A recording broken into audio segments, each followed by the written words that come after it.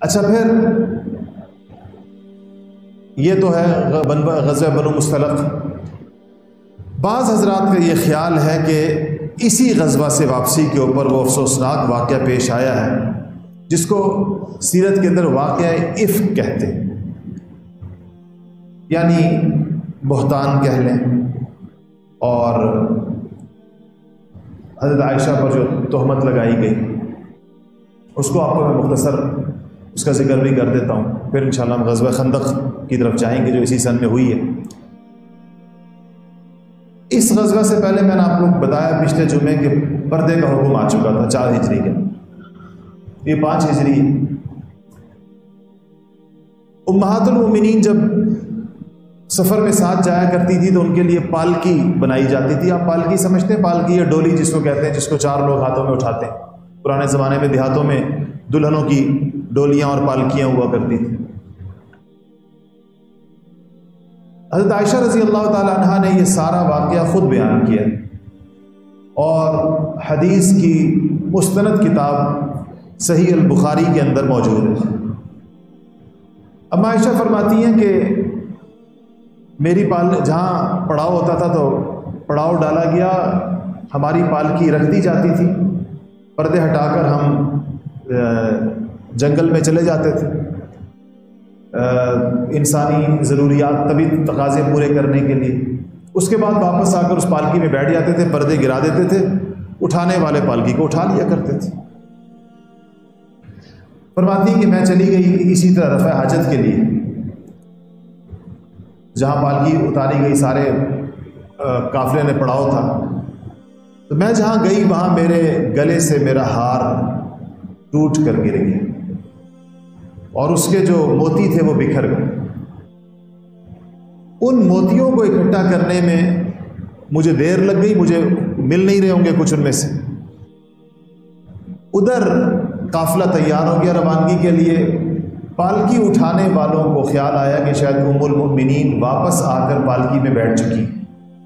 ان کی عمر کیا تھی اس وقت؟ دیکھیں یہ 5 ہجری ہے، 9 سال کی عمر میں شادی ہوئی ہے 2 ہجری کے اندر، تو اس کے اندر آپ 3 سال اور ملا لیں، کتنی عمر ہو گئی؟ 12 سال۔ 12 سال کی بچی کا وزن ہی کیا ہوتا ہے؟ اور ام المؤمنین یہ بھی ساتھ کہتی ہیں کہ ہم عرب کی عورتیں اس زمانے میں بالکل دبلی پتلی ہوا کرتی تھی، اتنا کھانے پینے کا رواج بھی نہیں تھا اور اتنا وافر ہوتا بھی نہیں تھا، تو 12 سال کی ایک دبلی پتلی بچی کسی پالکی میں بیٹھی ہو یا نہ بیٹھی ہو، 4 اٹھانے والوں کو کیا پتہ چلتا ہے کہ اسے بندہ ہے یا نہیں؟ ان لوگوں نے اٹھا لی پالکی اور یہ سمجھ کر کہ ام المؤمنین اس کے اندر ہے اور چل پڑے۔ قافلہ بھی روانہ ہو گیا، نبی کریم صلی اللہ علیہ وسلم اب بھی سواری پر تھے، آپ بھی روانہ ہو گئے۔ فرماتی ہے میں واپس اس جگہ پر آئی تو میں نے دیکھا کہ کوئی بھی نہیں، قافلہ جا چکا ہے۔ پالکی والے پالکی اٹھا کے لے گئے اور پورا قافلہ روانہ ہو گیا۔ بڑی ہوشیار تھیں، 12 سال کی عمر ہے، لیکن انہوں نے سوچا کہ بجائے اس سے کہ میں پریشان ادھر ادھر بھاگوں دوڑوں، میں اسی جگہ لیٹ جاتی ہوں، یہ لوگ جہاں پر بھی جائیں گے ان کو کچھ عرصے وقت میں پتہ چل جائے گا تھوڑی دیر میں کہ پالکی میں کوئی نہیں ہے، تو اسی جگہ واپس آئیں گے جہاں مجھے چھوڑا ہے۔ اماں کہتی ہیں میں اسی جگہ لیٹ گئی اور میں نے اپنے چہرے کے اوپر اپنا وہ ڈال دی، کپڑا ڈال دیا۔ تو کہتی ہیں کہ ایک رواج تھا، اصول تھا کہ قافلے کے پیچھے ایک بندہ آخر کے اندر ہوتے تھے جو گری پڑی چیزیں اٹھانے کے لیے، قافلے سے چیزیں رہ جاتی ہیں بعض اوقات، کسی سے کوئی چیز گر گئی، کسی سے کچھ ہو گیا پیچھے، تو ایک بندہ ہمیشہ قافلے۔ حضرت صفوان رضی اللہ تعالی عنہ کی یہ ڈیوٹی تھی کہ وہ پیچھے سے قافلے کے پیچھے سے آئیں گے، وہ بندہ تھوڑی دیر بعد آتا ہے، اسی رستے پر وہ چلتے ہوئے آ رہے ہوتے ہیں۔ حضرت صفوان کیا عائشہ فرماتی ہیں کہ یہ آئے، میں وہاں لیٹی بھی تھی، انہوں نے مجھے پردے کا حکم تو ابھی چند مہینے پہلے ہی آیا تھا، حجاب کا حکم، اس سے پہلے تو انہوں نے دیکھا ہوا تھا عائشہ کو، تو کہتے ہیں انہوں نے دیکھا کہ وہاں ام المؤمنین عائشہ اکیلی لیٹی جنگل کی اسی جگہ پر۔ صفوان سمجھ گئے کہ یہ قافلے سے رہ گئی ہیں، تو عائشہ فرماتی ہے کہ مجھے لیٹے لیٹے نیند آ گئی تھی، میرے کانوں کے اندر صفوان کی یہ آواز آئی کہ انا للہ و انا الیہ راجعون، کہ ام المؤمنین رہ گئیں قافلے سے۔ تو اور اما عائشہ کہتی ہیں کہ واللہ خدا کی قسم، بخاری شریف کی روایت ہے، ما کلمنی کلمۃ ولا سمعت منہ کلمۃ غیر استرجاعہ، میں نے صفوان نے نہ مجھ سے کوئی بات کی اور نہ انا للہ و انا الیہ، اس کو استرجاع کہتے ہیں، استرجاع یعنی انا للہ و انا الیہ راجعون کے علاوہ صفوان کے منہ سے میں نے کوئی لفظ نہیں سنا، بس انہوں نے یہ پڑھا، مجھے جیسے ان کی نگاہ مجھ پر پڑی انہوں نے کہا انا للہ و انا الیہ راجعون، تو کہتی ہیں کہ میں سے اللہ سے بیدار ہو گئی، تو حضرت صفوان نے لا کر اپنا اونٹ میرے پاس بٹھا دیا اور خود دور چلے گئے تاکہ میں اونٹ کے اوپر بیٹھ جاؤں آرام سے، کہتی میں اونٹ پر بیٹھ گئی، انہوں نے مہار پکڑی اونٹ کی اور ہم چل پڑے اور آگے جا کر قافلہ مل گیا، وہ قافلہ بھی تو پیدل ہی جا رہا تھا نا، وہ بھی اسی اونٹوں اور سواری، تو یہ بھی اونٹ پر چل پڑے، جو گھنٹے 2 گھنٹے کا فاصلہ ہے اس کے اندر جا کر مل گیا، اور کہتی ہے میں جا کر اپنی پالکی کے اندر بیٹھ گئی، اتنی سی بات ہوئی ساری، لیکن جو منافقین اس قافلے کے اندر موجود تھے انہوں نے اس سے ایک بات سے بتنگڑ بنا لیا اور اما عائشہ رضی اللہ تعالی عنہا پر کے بارے میں چمگوئیاں شروع کر دی، جو کہ صحابہ تک بھی پہنچی اور نبی کریم صلی اللہ علیہ وسلم تک بھی پہنچی۔ اما عائشہ کو نہیں پتہ چلا، اما عائشہ فرماتی ہیں کہ میں مدینہ پہنچی تو میں بیمار ہو گئی، بخار وغیرہ ہو گیا، اور یہ باتیں مدینہ میں ہو رہی تھیں، مجھے نہیں پتا تھا کسی بات کا، تو لیکن کہتی ہے میں نے یہ محسوس کیا کہ نبی کریم صلی اللہ علیہ وسلم کی طبیعت پر بوجھ ہے، آپ جب تشریف لاتے تھے تو میں آپ کی طبیعت، ظاہر ہے بیویاں شوہر کا مزاج سمجھتی ہیں، کہ میں حضور اکرم صلی اللہ علیہ وسلم کی طبیعت کے اوپر ایک خاص قسم کا بوجھ مجھے محسوس ہو رہا، لیکن آپ نے مجھے ذکر کسی بات کا نہیں کیا۔ کہنے لگی ایک دن میری ایک رشتہ دار خاتون تھی، وہ ہمارے گھر آ کر ٹھہرا کرتی تھی، ایک دن وہ اچھا بیت الخلاء چونکہ گھروں میں نہیں ہوتے تھے اس زمانے میں، تو رات کو جب خواتین اکٹھی ہو کر رفع حاجت کے لیے جایا کرتی تھی، کہتی ہیں ایسے ایک رات کو ہم جا رہے تھے، میرے ساتھ وہ تھی، ان کا نام مستح ان کے بیٹے کا نام، تو رستے کے اندر جس طرح عورتوں کی عادت ہوتی ہے بڑبڑاتی ہیں، تھوڑی سی بات کر رہی ہوتی ہیں، کچھ کہنا نہیں چاہ رہی ہوتی، پھر بھی ان کے منہ سے بات نکل جاتی ہے، تو مستح رستے کے اندر کہنے لگی کہ خدا مستح کا بیڑا غرق کرے، اپنے بیٹے کا کہنے لگی، تو ام المؤمنین کہتی میں نے کہا کہ اماں کیوں برا بھلا اپنے اس بیٹے کو کہتی ہو جو بدر لڑا ہے، وہ تو بدری ہے، تو مجھ سے کہنے لگی کہ تو کتنی سادی ہے مستح، تجھے نہیں پتا مستح تو یہ باتیں کر رہا ہے، انہوں نے اپنے بیٹے سے کوئی یہ بات سنی تھی، کہا میں نے تو مستح سے تیرے بارے میں یہ بات سنی ہے کہ مدینہ میں یہ بات ہو رہی ہے، عائشہ سے کہا۔ اب عائشہ رضی اللہ تعالیٰ عنہ فرماتی ہیں کہ یہ پہلی دفعہ مجھے 1 مہینے کے بعد مجھے اس بات کا پتہ چلا کہ اس طرح کی کوئی بات بھی چلی ہوئی، کہتی مجھے طبیعت تو پہلے خراب چل رہی تھی، شدید قسم کا لرزے کا بخار آیا، اس خبر کو سنتے ہی جس طرح جسم پر انسان کے لرزہ طاری ہو جاتا ہے وہ آیا، اور کہتی میں بغیر قضاء حاجت کے رستے سے واپس آ گئی،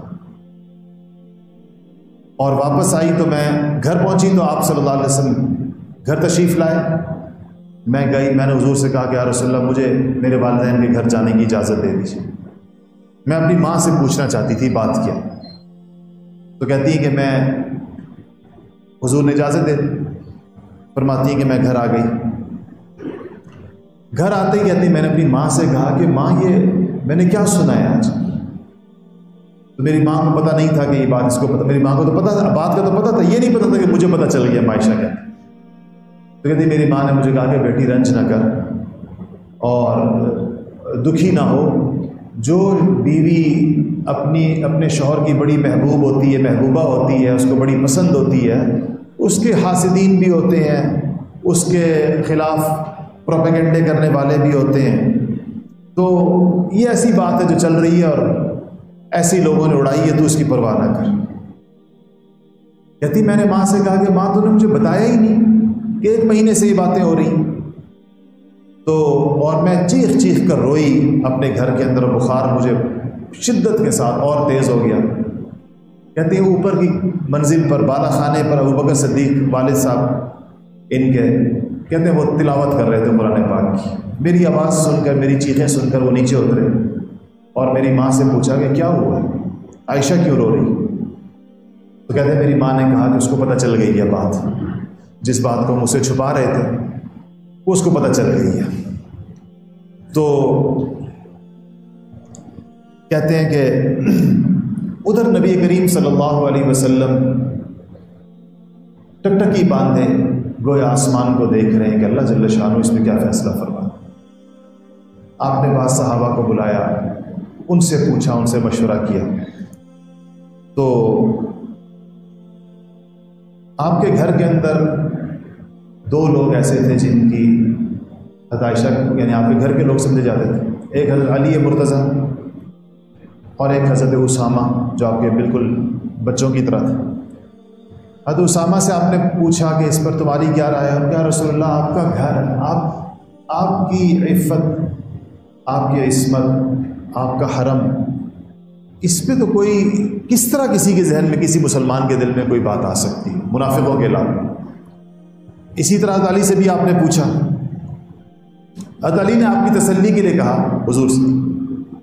کہ آپ وہ جو گھر کے اندر لونڈی ہے، خادمہ ہے، اس سے پوچھ لیجئے، ان کو پتہ ہوتا ہے، لونڈیوں کو، خادماؤں کو سارا کچھ پتہ ہوتا ہے۔ تو حضور نے اس کو بلایا تو اس سے پوچھا تو اس نے کہا کہ یہ تو اتنی چھوٹی ہیں، عمر ان کی اتنی کم ہے، بس ان غفلت ہے، آٹا چھوڑ دیتی ہیں کھلا تو بکری آ کر کھا جاتی ہے، اس کے علاوہ تو میں نے ان میں کبھی کوئی ایسی چیز نہیں محسوس کی۔ اس کے بعد بہرحال قصہ لمبا ہے، وقت یہ کافی گزرا ہے، حتیٰ کہ آپ نے ایک دفعہ آ کر آپ ان باتوں سے اس قدر نبی کریم صلی اللہ علیہ وسلم کو ملال ہوا کہ آپ ممبر پہ تشریف لائے۔ ابھی تک آسمان سے کچھ آیا نہیں تھا۔ آپ نے آ کر کہا کہ ایک آواز دی، ایک دہائی دی، خطبہ دیا۔ آپ نے کہا کہ مسلمان، کون ہے تم میں سے جو میری اس گھڑی میں مدد کرے جب مجھے میرے گھر والوں کے بارے میں ایذا پہنچائی گئی ہے، میرے گھر والوں کے اوپر تہمت لگا کر مجھے تکلیف پہنچائی گئی ہے؟ خدا کی قسم، حضور نے قسم کھا کر ممبر پہ کہا کہ میں نے اپنے گھر والوں میں نیکی اور پاک دامنی کے علاوہ کچھ نہیں دیکھا، نیکی اور پاک دامنی کے علاوہ میں نے کچھ نہیں دیکھا، اور ان کے اوپر بات کر کے جو ہے مجھے تکلیف اور ایذا پہنچائی ہے۔ کون تم میں سے میرا حامی اور مددگار ہے، میرا نصرت کرنے والا ہے؟ تو سب سے پہلے سعد ابن معاذ، اوس کے سردار، ایسے موقعوں پر ہمیشہ پہلا نمبر، انصار میں جیسا پہلا نمبر صدیق اکبر کا ہوتا ہے نا سعادتوں کے اندر، مہاجرین میں، انصار کے اندر یہ ہمیشہ سعد ابن معاذ کی قسمت میں یہ وقت لکھا ہوتا تھا۔ سعد ابن معاذ کھڑے ہوئے اور کہا یا رسول اللہ، ہم ہیں آپ کے ساتھ، اور یا رسول اللہ اگر یہ شخص جس نے یہ بات کی ہے اوس ہمارے قبیلے میں سے تو اس کی گردن اڑانے کے اندر ہمیں ایک لمحہ نہیں لگے گا، اور اگر وہ شخص ہمارے ان بھائیوں خزرج کے قبیلے میں سے ہے تو یا رسول اللہ اگر آپ حکم دیں گے تو ان کی گردن بھی اڑانے میں ہمیں ایک منٹ نہیں لگے گا۔ جب انہوں نے خزرج پر بات کی تو خزرج کے سردار حضرت سعد ابن عبادہ نے کہا کہ خزرج کو تم کیوں مارو گے؟ ان کا مطلب یہ تھا کہ خزرج کی گردن تو ہم خزرجی خود اڑائیں گے، اوس کیوں اڑائیں گے خزرج کی گردن؟ اس کے اوپر اسید ابن حزیر، ان کے چچزاد بھائی تھے سعد ابن معاذ کے، وہ کھڑے ہو کر سعد ابن عبادہ سے کہنے لگے کہ ہم اڑائیں گے اگر تم نے تاخیر کی اس کے اندر۔ اگر حضور اکرم صلی اللہ علیہ وسلم کا اشارہ کسی خزرجی کی جانب ہوا اور خزرج کو اس کے اندر ایک لمحہ بھی لگا تاخیر کرنے میں تو پھر اوس اس کی گردن اڑائیں گے۔ اس پر دونوں کے درمیان گرما گرمی ہوگی، وہ آپس میں۔ آپ صلی اللہ علیہ وسلم نے چپ کرایا، آپ نے کہا خاموش ہو سب، اور آپ واپس گھر آ گئے۔ ام عائشہ فرماتی ہیں کہ اس سارے عرصے کے اندر ایک لمحے کے لیے بھی میرے آنسو نہیں تھمتے تھے، اور کہتی ہیں کہ اس کے بعد ایک دن نبی کریم صلی اللہ علیہ وسلم میرے پاس آئے اور مجھ سے آپ نے باتیں شروع کی، اور اس مضمون کو بیان کیا کہ اگر انسان سے غلطی ہو بھی جائے تو وہ توبہ کر لے، اللہ اس کی توبہ معاف کر دیتا ہے۔ تو میں نے کہا کہ عائشہ کہتی میں نے کہا کہ میں اپنی صفائی کے اندر حضور سے میں نے کہا میں کچھ نہیں کہوں گی، کیونکہ یہ بات مجھے پتہ چلی ہے کہ اتنی کہی گئی ہے کہ اب اس پر میرے کہنے سے کسی مدینہ کے لوگوں کو یہاں پر کسی کو اطمینان نہیں ہوگا، بس اب میں وہی کہتی ہوں اس موقع پر جو یعقوب علیہ السلام نے یوسف کے گم ہونے پر کہا تھا، اور میں یہ کہتی ہوں کہ فصبر جمیل واللہ المستعان علی ما تصفون، کہ میں صبر کرتی ہوں اور اللہ جل شانہ بہت اچھی طرح جانتا ہے جو باتیں کی جا رہی ہیں۔ اماں کہتی ہیں میں نے یہ کہا اور میں جا کر اپنے بستر پر لیٹی اور میرا دل اندر سے یہ گواہی دے رہا تھا کہ اس پر اللہ جل شانہ ضرور میری برات، کہتی یہ تو میرے دل میں تھا کہ میری برات پر جبرائیل اللہ حضور کو ضرور بتائیں گے۔ اماں کہتی یہ میرے وہم و گمان میں نہیں تھا کہ یہ قرآن کی آیات بن کر تلاوت کی جائیں گی۔ تو کہتی میں جا کر لیٹی اور جب میں لیٹنے لگی جا کے تو حضور اکرم صلی اللہ علیہ وسلم وہی تشریف فرما تھے۔ تو کہتی ہیں اچانک دیکھا کہ حضور کے چہرے مبارک کے اوپر وحی کے آثار شروع ہو۔ آپ کو وحی کے آثار یہ ہوتے تھے کہ آپ کے ماتھے کے اوپر، پیشانی کے اوپر آپ کی پسینے کے قطرے آتے تھے۔ حضور پر وحی کے آثار اب عائشہ نے بھی دیکھ لیے، ابو بکر صدیق نے بھی دیکھ لیے، ان کی والدہ نے بھی دیکھ لیے۔ کہتے ہیں کہ میرے والد وہ بھی سمجھے کہ وحی اب آ رہی ہے تو اسی موقع کی مناسبت سے کوئی بات آ رہی ہے۔ اب اللہ تعالیٰ تصفیہ فرمانے لگا اس بات میں، فیصلہ فرمانے لگا۔ تو کہتے ہیں میرے والد کبھی مجھے دیکھتے تھے پریشانی کے عالم میں، کبھی حضور کو دیکھتے تھے، کبھی وحی کیا آتی ہے خدا جانے کیا بھائی، ان بیچاروں کو کیا پتہ، ان کا تو دل گواہی دیتا ہوگا اپنی بیٹی کی پاکی کی، لیکن واقعہ تو وہی ہے جو جب تک اس کی۔ اور عائشہ فرماتی مجھے جب اندازہ ہوا حضور وحی آ گئی، میرا اطمینان ایک دم اللہ پاک نے میرے دل کے اندر ڈال دیا۔ میں نے کہا کہ اب دودھ کا دودھ اور پانی کا پانی ہو جائے گا۔ تو کہتی ہیں کہ جیسے ہی آپ کی وحی ختم ہوئی تو آپ نے اپنے پیشانی سے پسینہ پہنچا اور جو پہلا لفظ آپ نے مجھے کہا کہ ابشری یا عائشہ، خوشخبری ہو عائشہ، تو بشارت ہو تجھے ایک عائشہ، فقط انزل اللہ براءتک، اللہ نے تیری برات نازل فرما دی۔ اور کہتے ہیں کہ جب حضور نے یہ فرمایا کہ اللہ نے آسمانوں سے تیری برات نازل کی، تو میری والدہ نے مجھے کہا کہ عائشہ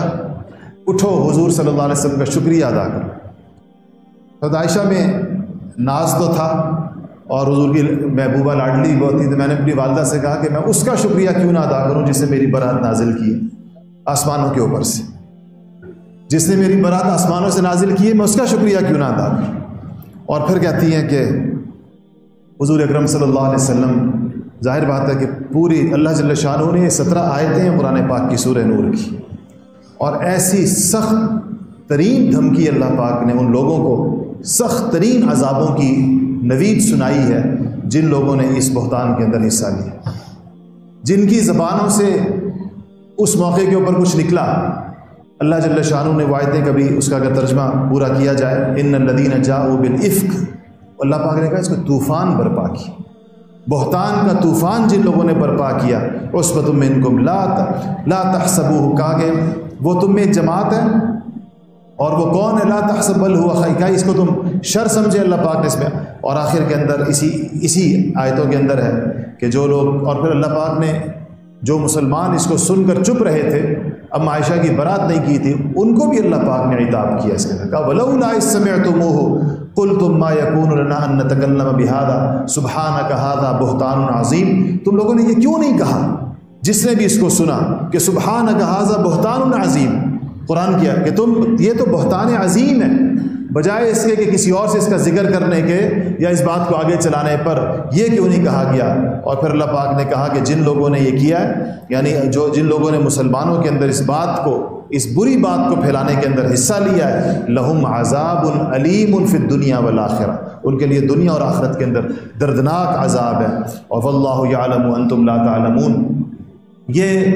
بالکل ویسی آزمائش ہے جو اماں عائشہ پر آئی جیسے کہ حضرت صدیقہ مریم علیہ السلام کے اوپر آئی تھی، بس فرق یہ ہے کہ حضرت مریم کے اوپر تہمت نصارہ کے یہود نے لگائی اور اماں عائشہ کے اوپر تہمت حضور کی امت کے یہود نے لگائی، یہودی مزاج منافقین نے لگائی، دونوں پر تہمتیں لگیں اور دونوں کی برات اللہ آسمانوں سے نازل، حضرت مریم کی برات بھی اللہ پاک نے آسمان سے نازل فرمائی، اور اماں عائشہ کی، حضرت مریم کو بھی ان کی پاکی اللہ پاک نے آسمان سے بیان کی، اور حضرت عائشہ رضی اللہ تعالی عنہ کی پاکی بھی اللہ جل شانہ نے آسمانوں سے بیان کی۔ یہ دوسری وہ ہے، کیا کہتے ہیں اس کو، واقعہ افک کہتے ہیں۔ اور اس میں ایک چیز اور جو حضرت ابوبکر صدیق کی فضیلت کے اوپر ایک اور چیز جو دلالت کرتی ہے وہ یہ ہے کہ یہ جو مصطح رضی اللہ تعالی عنہ تھے، جن سے یہ غلطی ہوئی تھی کہ انہوں نے اس بات کا ذکر کیا تھا کسی سے، یہ حضرت ابوبکر صدیق رضی اللہ تعالیٰ عنہ کے خالازاد بھائی تھے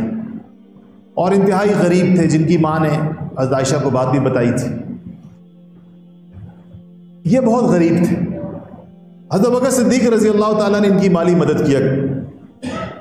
جب یہ واقعہ ہوا، برات بھی نازل ہو گئی، تو ظاہر بات ہے قدرتی طور پہ رنج پیدا ہوتا ہے انسان کو کہ خالازاد بھائی بھی تھے۔ حضرت ابوبکر کے خالازاد بھائی ہونے کا مطلب ہے کہ حضرت عائشہ کے چچا ہو گئے، ایک طرح سے والد صاحب کے کزن تھے۔ تو حضرت ابوبکر صدیق رضی اللہ تعالیٰ نے جو ان کی مدد کیا کرتے تھے، جو ان کا خرچہ دیا کرتے تھے، وہ بند کر دی کہ انہوں نے اس موقع پر وہ کیا، تو اس پر قرآن کی آیتیں نازل، اور اللہ جل شانہ نے کہا کہ وَلَا يَأْتَلِ أُولُو الْفَضْلِ مِنْكُمْ، اولو الفضل منکم، اولو الفضل کہتے ہیں فضل والے، فضیلتوں والے۔ ابوبکر صدیق کو کہا کہ تم میں سے جو فضیلت والے ہیں، یعنی ابوبکر صدیق چونکہ فضیلت والے ہیں، فضل والے ہیں، ان کے لیے یہ مناسب نہیں ہے کہ وہ اپنے قرابت داروں، حضرت ابوبکر نے قسم کھا لی تھی کہ میں آئندہ مصطح کی مدد نہیں کروں گا، تو اللہ نے فرمایا کہ فضل والوں کو، فضیلت والوں کو، فضائل والوں کو یہ نہیں چاہیے کہ اپنے غریب رشتہ داروں کی مدد نہ کرنے کے اوپر قسم کھائیں،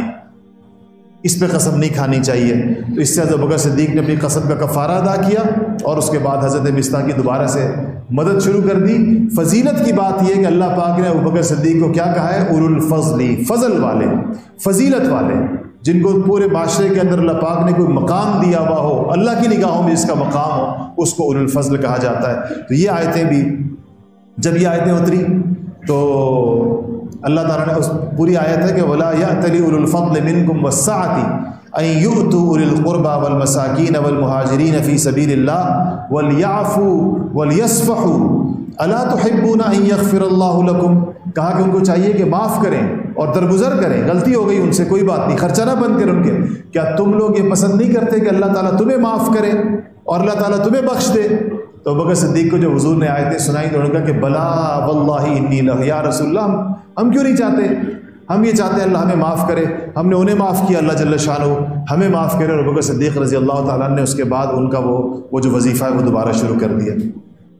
بلکہ طبرانی کی روایت کے اندر ہے کہ پہلے سے بھی زیادہ خرچہ بڑھا دیا، پہلے جتنا دیا کرتے تھے اس سے بھی زیادہ بڑھا دیا کہ ان کی سفارش کس نے کی ہے؟ اللہ جل شانہ نے کی۔ ان اپنے غریب رشتہ داروں کا خیال رکھنے کی، گویا کہ ظاہر بات ہے آیت تو سب کے لیے ہے، عام ہے کہ انسان اپنے غریب رشتہ دار، جب بھی یاد رکھیں بات بیچ پر سبیل تذکرہ ہے کہ انسان پر جو لوگوں کا حق ہوتا ہے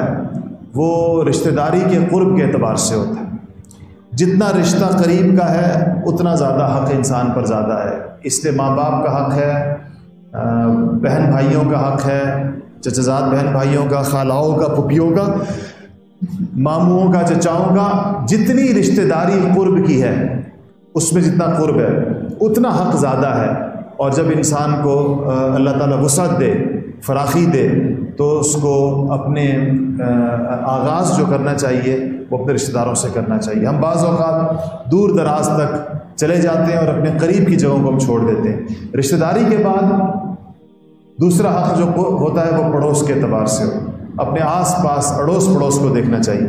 بعض فقہاء نے تو لکھا ہے کہ اگر ایک علاقے کے اندر زکوٰۃ کے مستحقین موجود ہوں تو وہاں سے زکوٰۃ کو دوسرے علاقے کے اندر منتقل کرنا مکروہ ہے، کہ جب تک اس علاقے کی زکوٰۃ کی ریکوائرمنٹ سارے فقراء کو زکوٰۃ پوری نہ ہو جائے تو زکوٰۃ دور نہ بھیجی جائے۔ اس لیے کوشش یہ کرنی چاہیے اپنے عطیات میں بھی، اپنے صدقات میں بھی، کہ اپنے رشتہ داروں کو اور اس میں قرب کی بنیاد پر جو جتنا زیادہ قریب ہے اس کا حق سمجھا جائے، اور اس کے بعد پھر اپنے پڑوسیوں کو یہ انسانوں کے اوپر حق ہے۔ تو یہ واقعہ افک تھا۔ اس کے بعد اس سے علماء نے جو آیتیں ہیں قرآن پاک کی، ظاہر بات ہے اس سے بہت سی چیزوں کا استنباط ہوتا ہے، خاص طور پر جو چیز پتہ چلتی ہے وہ حضرت ابوبکر صدیق رضی اللہ تعالیٰ عنہ کے گھرانے کی فضیلت اور اللہ تعالیٰ کی ان کے اوپر غیرت ہے۔ ورنہ جیسا عائشہ فرماتی ہے کہ میرا خیال تھا کہ اللہ تعالیٰ حضور صلی اللہ علیہ وسلم کو تو بتائیں گے ضرور، لیکن یہ میرے دل میں نہیں تھا کہ اس پر آسمان سے آیتیں نازل ہوں گی۔ اس کے بعد ایک اور واقعہ جو بعض حضرات اسی سفر کے ساتھ ہی تقریباً اس کو جوڑتے ہیں، ایک اور سفر کے اندر بھی جو ہے وہ ام عائشہ رضی اللہ تعالیٰ عنہ کا ہار جو ہے وہ گر گیا تھا اور گم ہو گیا تھا۔ ابوبکر صدیق رضی اللہ تعالیٰ عنہ آئے، کہتے ہیں قافلہ جا نہیں رہا تھا، سارا پوچھا کیوں نہیں جا رہا، کہا کہ ام عائشہ کا ہار نہیں مل رہا۔ تو آئے، ہم دیکھا تو ام عائشہ بیٹھی بھی ہیں، حضور اکرم صلی اللہ علیہ وسلم ان کی گود کے اندر سر رکھا ہوا ہے حضور نے۔ تو حضرت ابوبکر صدیق نے آ کر کسی ڈنڈی سے یا کسی چیز اپنی انگلی سے عائشہ کو آ کر زور سے کچوکا لگایا، کہا کہ ہر دفعہ تیرا ہار گم ہو جاتا ہے، اور یہ جو ہے پھر سارے لوگ قافلے کے اندر انتظار کے اندر ہے اسی وجہ سے۔ اب عائشہ فرماتی ہے انہوں نے مجھے کچوکا لگایا، میں اس سے ہل نہیں رہی تھی کہ حضور میری گود کے اندر، حضور نے سر رکھا تھا، میں ہلتی تو حضور کی نیند خراب ہو جاتی، اس لیے میں چپ کر کے بیٹھی رہی۔ تو اس کے بعد جب اب لوگ آئے حضور کے پاس اور کہا کہ جی وہ یہاں تو پانی نہیں ہے، قافلہ یہاں رکا ہوا ہے، پانی نہیں ہے، اور تو جب اب وہ وضو کیسے کر کے نماز کیسے پڑھے، نماز کا وقت ہو گیا۔ اس پر جبرائیل امین جو ہے وہ تیمم کا حکم لے کر نازل ہوئے کہ اگر پانی نہیں ہے تو پھر تیمم کر لو۔ اس پر اسید ابن حضیر نے بے ساختہ کہا کہ ما ہذہ اول برکتکم یا آل ابی بکر، اے ابی بکر کی آل، یہ تمہاری پہلی برکت نہیں ہے کہ ہمیشہ کے لیے ہمیں پانی کے مسئلہ کا اللہ پاک نے حل کر دیا کہ جہاں پانی نہ ہو وہاں کیا کرو، تیمم کرو۔ وجہ کیا بنی؟ ام المومنین کا ہار نہیں مل رہا تھا۔ تو اور پھر جب کہتے ہیں کہ جب یہ حکم آ گیا، صحابہ کو حضور نے حکم بتا دیا، سارے خوش ہو گئے، قافلہ جیسے اٹھا تو اسی اونٹ کے نیچے وہ ہار بھی موجود تھا، جس کی وجہ سے یہاں پر وہ اونٹ اس کے اوپر بیٹھ گیا تھا، اس کے جس کی وجہ سے قافلہ رکا ہوا تھا۔ تو یہ بھی ام المومنین حضرت عائشہ رضی، یہ تیمم کا جو حکم آیا ہے یہ بھی اللہ برکت ہے ابوبکر رضی اللہ تعالیٰ عنہ کے گھرانے کی اور ان کے خاندان کی، جس کی وجہ سے اللہ جل شانہ نے امت کے لیے اتنی بڑی سہولت عطا کی ہے۔ اللہ جل شانہ ہم سب کو اس گھرانے اور خاندان کی برکتوں سے ہمیشہ مستفید رکھے اور ان کی محبت اور عقیدت ہمارے دلوں کے اندر زیادہ سے زیادہ رکھے۔ آج اسی کی عقیدت الحمدللہ مسلمانوں کے گھروں کے اندر بچے پیدا ہوتے ہیں، یہی نام اپنے رکھتے ہیں۔ میرے خیال ہے سب سے زیادہ رکھا جانے والا نام بچیوں کے اندر جو ہے وہ عائشہ ہے۔ پتہ نہیں میں نے 20 بچیوں کا آج تک، جب بھی ہمارے شاگردوں کے بچے پیدا ہوتے ہیں، اگر ماں کا نام یا بہنوں کا نام عائشہ نہیں ہے تو سب سے پہلا نام جو ہم تجویز کرتے ہیں کہ بچی پیدا ہوئی ہے، مجھ سے پوچھتے ہیں کیا نام رکھو، میں کہتا ہوں کہ عائشہ نام رکھو۔ یہ آج کروڑوں لاکھوں عائشائیں پوری امت مسلمہ کے اندر اس خاندان اور اس گھرانے کے ساتھ مسلمانوں کی محبت و عقیدت کا ثبوت ہے۔ اللہ تعالی ہمیں ان کی برکتوں سے آخرت کے اندر بھی مالا مال فرمائے۔ وآخر دعوانا الحمدللہ رب العالمین۔